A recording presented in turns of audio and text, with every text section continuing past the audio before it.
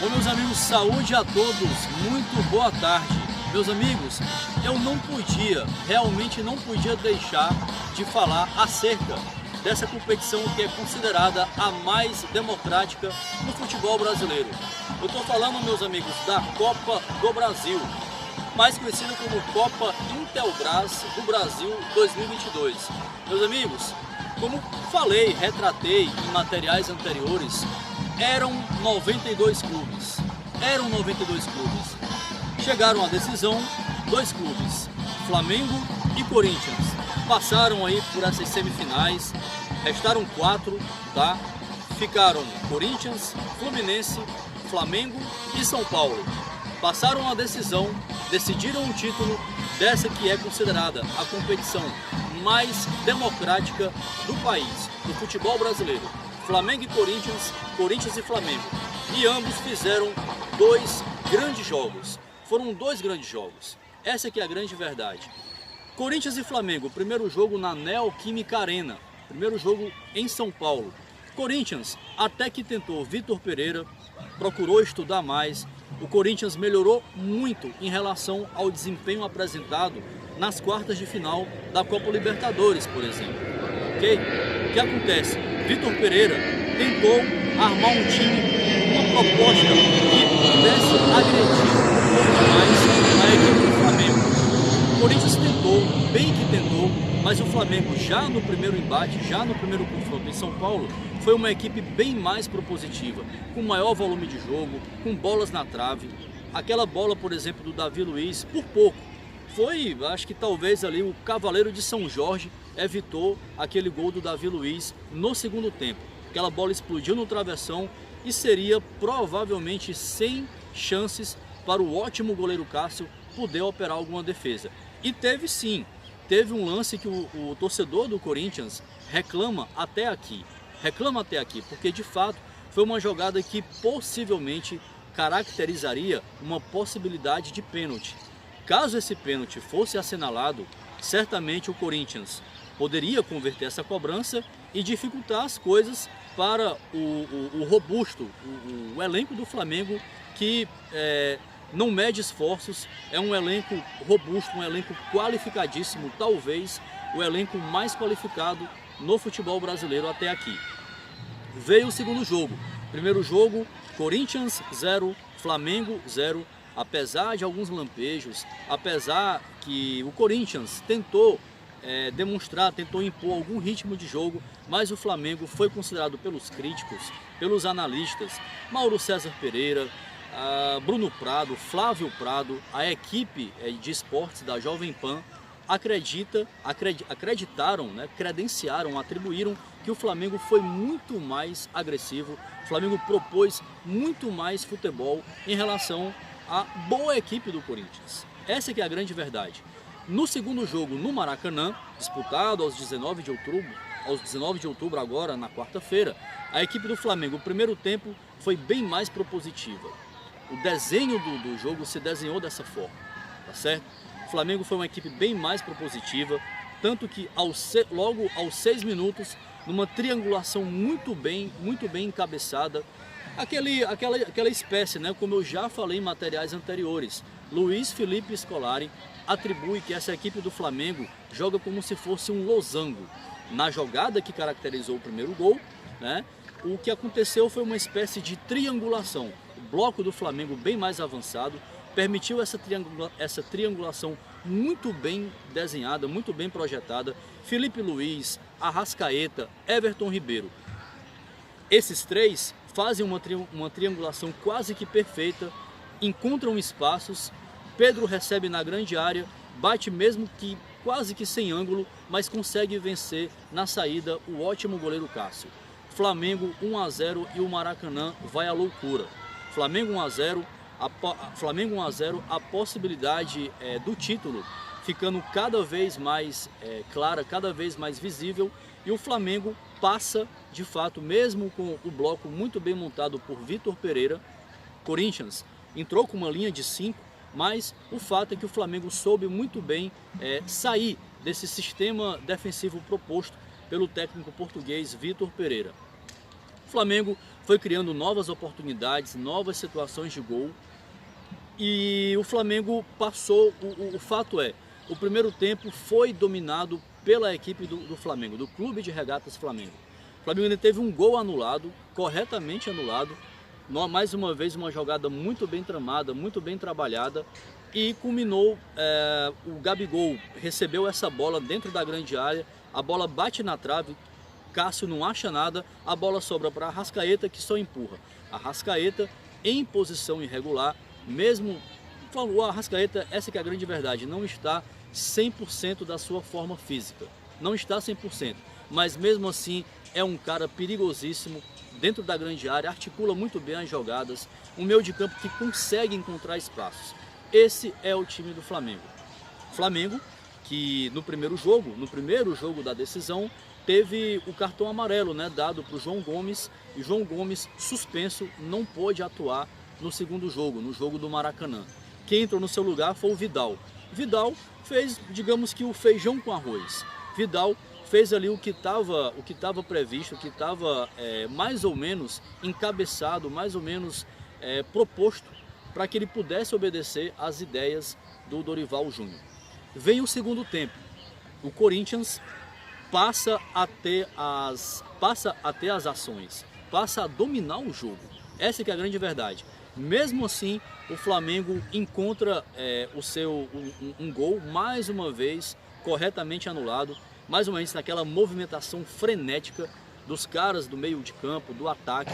O Flamengo, com jogadas muito bem tramadas, muito bem ensaiadas, consegue achar um gol com Everton Ribeiro, novamente corretamente anulado.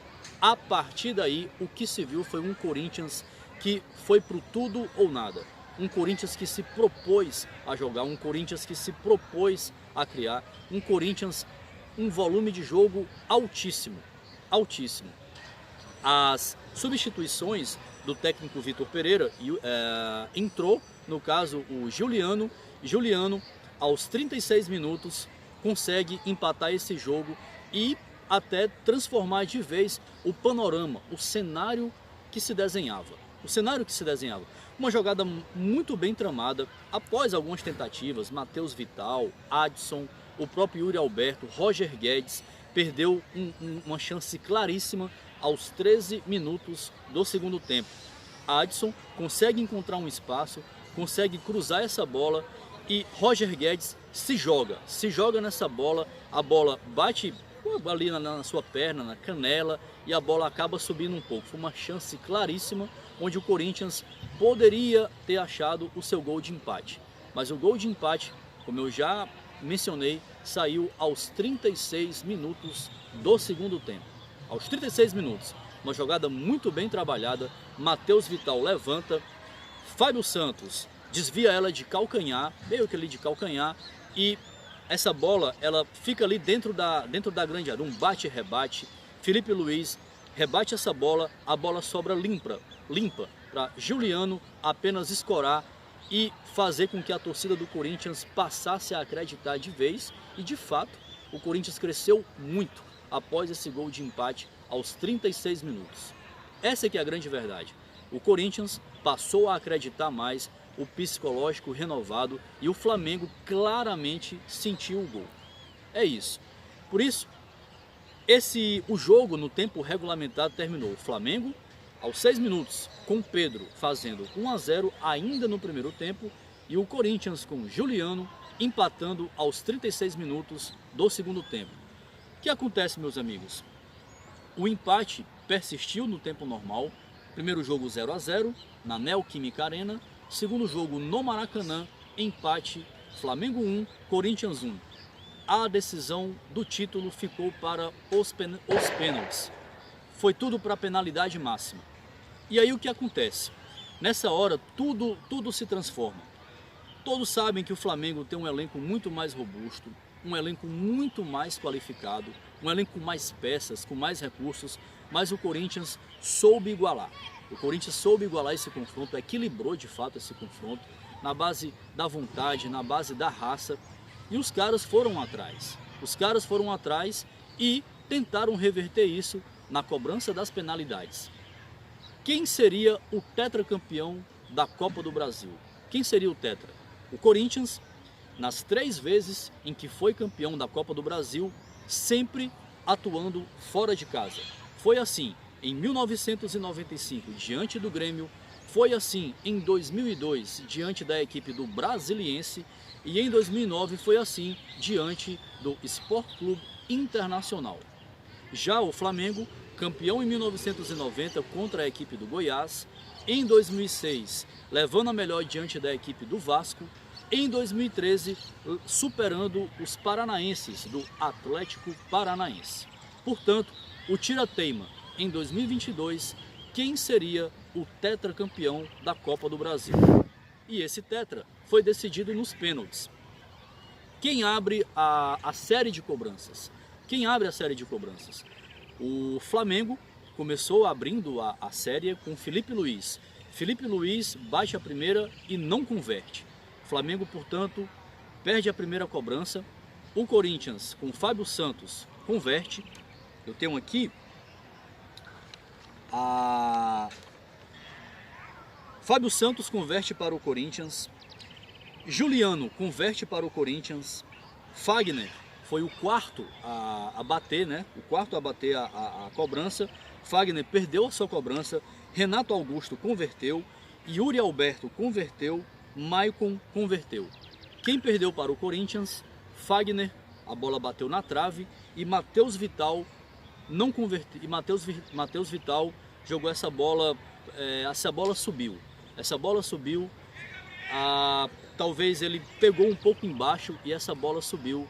Matheus Vital não converteu. Portanto, Fagner e Matheus Vital, ex-Vasco da Gama, foram jogadores que já jogaram, já defenderam as cores do Vasco da Gama, não converteram para o Corinthians. Já a equipe do Flamengo, Felipe Luiz, a primeira cobrança, não converteu. Davi Luiz, Everton Ribeiro, Gabigol, Everton Cebolinha, Léo Pereira e Rodinei, o contestado Rodinei, foi para a última cobrança. Após a cobrança desperdiçada por Matheus Vital, Rodinei tirou a igualdade das cobranças alternadas. Rodinei fez explodir o Maracanã. Explodiu o Maracanã e o Flamengo, com o pênalti convertido por Rodinei, chegaria à sua 4ª conquista de Copa do Brasil. É isso, meus amigos.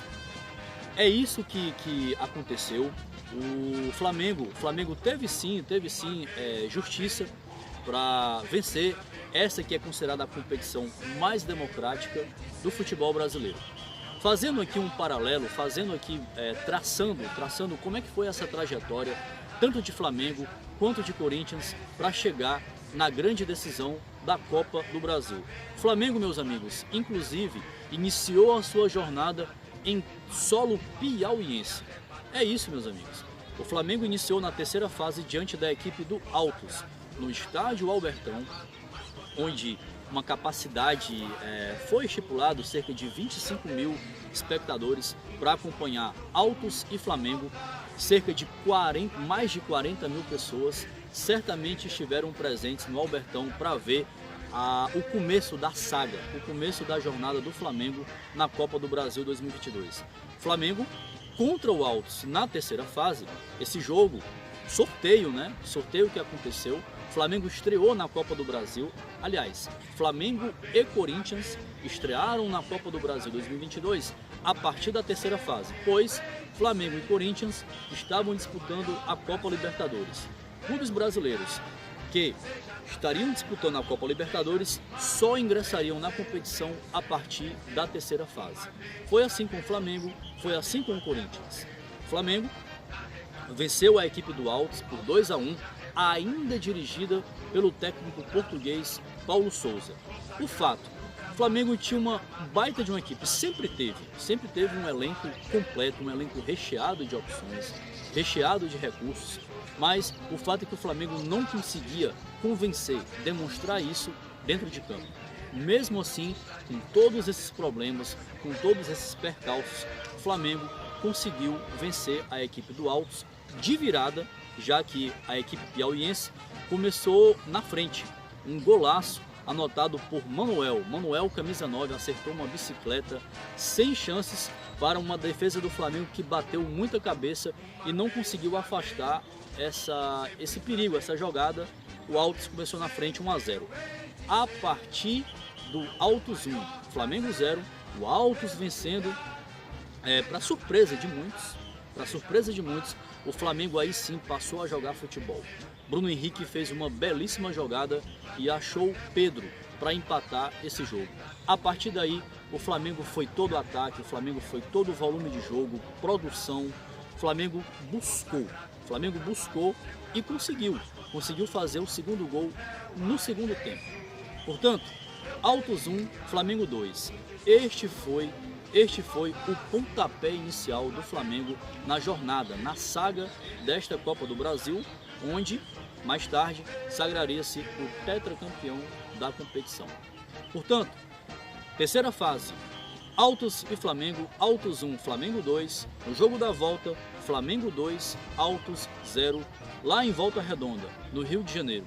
Flamengo também com uma atuação bastante contestada, um Flamengo que ainda, o que os críticos, analistas acreditavam e até com algum grau de razão, o elenco do Flamengo muito superior e não conseguia impor, demonstrar isso dentro de campo.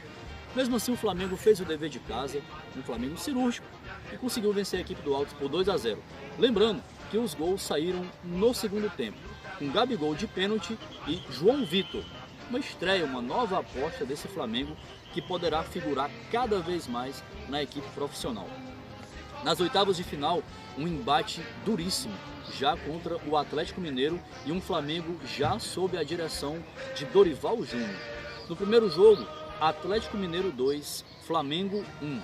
Um Flamengo que teve muitas dificuldades, um Atlético Mineiro que propôs o jogo a todo instante, com muito volume de jogo, muita criação, um Atlético Mineiro que agrediu, que sacudiu esse time do Flamengo, e o Flamengo ainda conseguiu diminuir o prejuízo nesse primeiro jogo.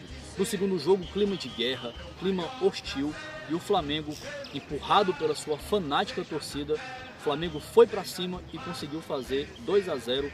Não houve necessidade da disputa dessa decisão ir para os pênaltis, e o Flamengo conseguiu no tempo normal eliminar o atual campeão da competição, Atlético Mineiro.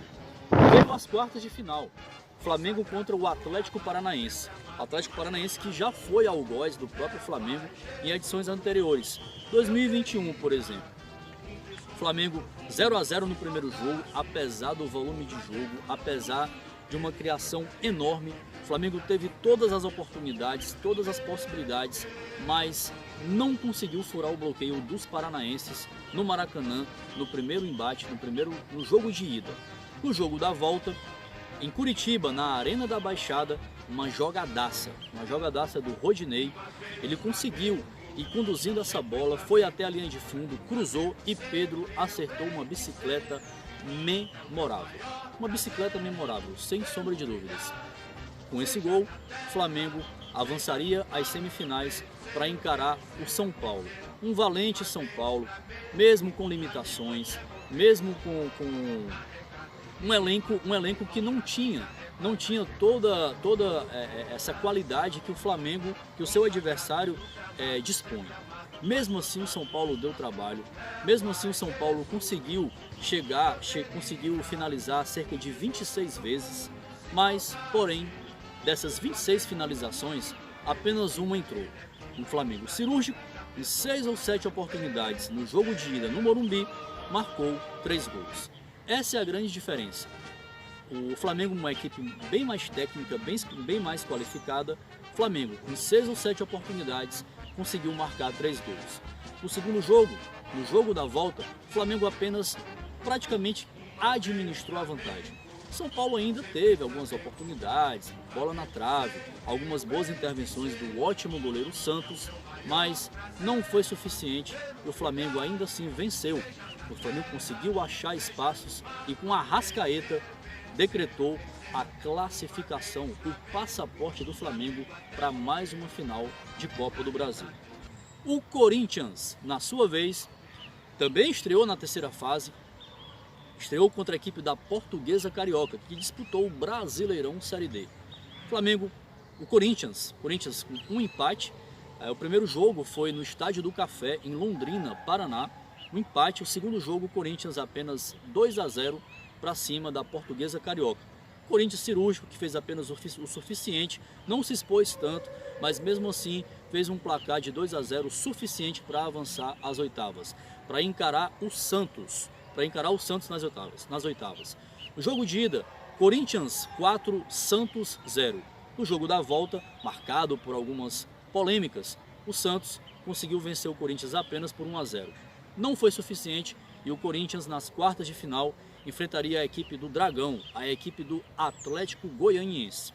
O Corinthians perdeu o primeiro jogo 2-0 no Antônio Ascioli, em Goiânia, e no jogo da volta o Corinthians, empurrado pela sua fanática torcida, venceria o Dragão por 4-1, o suficiente para garantir o passaporte do Corinthians às semifinais da Copa do Brasil, para pegar o Articuladíssimo, uma equipe que enche os olhos dos analistas, uma equipe que desperta de fato muita atração pelo seu jogo bonito, o Fluminense. O Fluminense no primeiro jogo 2-2 com o Corinthians. Essa que é a verdade, quase não conseguiu criar no Maracanã, mas mesmo assim conseguiu empatar com o Fluminense em 2-2. O Fluminense, se tivesse um provável vencedor nesse confronto, provável que seria o Fluminense. Mas o Corinthians, com sua defesa muito bem montada, muito bem postada, uma defesa equilibrada, o Corinthians conseguiu arrancar um louvável empate no Maracanã. Jogo da volta, o Corinthians também encontrou dificuldades na Neoquímica Arena. O Fluminense também teve oportunidades do articuladíssimo Fernando Diniz. Mas só isso não foi suficiente. Apesar de uma belíssima cobrança de falta, cobrada pelo Arias do Fluminense no segundo tempo, a bola explodiu no travessão, mas o Corinthians soube sim ser eficiente, soube sim ser cirúrgico e conseguiu ainda fazer 3-0 no Fluminense e garantiu seu passaporte para mais uma decisão de Copa do Brasil. Meus amigos, Flamengo e Corinthians, Corinthians e Flamengo, o histórico desses finalistas, como eu sempre gosto de trazer nos materiais, é o seguinte: Flamengo e Corinthians, Corinthians e Flamengo. Ao final desses dois jogos da grande decisão, ficou assim: em 147 jogos, isso é o retrospecto geral, em 147 jogos, 54 vitórias do Corinthians, 32 empates, 61 vitórias do Flamengo. O Corinthians, 213 gols, o Flamengo, 228 gols. Pela Copa do Brasil, Flamengo e Corinthians, em 8 jogos pela Copa do Brasil, com 2 vitórias do Corinthians, 3 empates, 3 vitórias do Flamengo. É isso, meus amigos. O recado de hoje era esse. Espero que tenham gostado, agradecendo demais as novas inscrições, aos novos inscritos. E o que aconteceu? A Copa do Brasil 2022 conheceu esta semana, na quarta-feira, aos 19 de outubro de 2022, aniversário do Piauí, a filha do sol do Equador. Flamengo, campeão, uma vez Flamengo, 4 vezes campeão da Copa do Brasil. Flamengo, campeão em 1990, 2006, 2013 e agora em 2022. Espero que tenham gostado. Dizer que a premiação está muito próxima, o prêmio está garantido e é só aguardar. Você que ainda não inscreveu, não perca tempo, é só se inscrever no canal, deixar seu like, fazer seus comentários pertinentes, podem fazer críticas, análises, sugestões, todas serão muito bem-vindas. Meus amigos, o recado de hoje era esse, espero que tenham gostado, fiquem todos com Deus, até uma próxima oportunidade, se Deus quiser.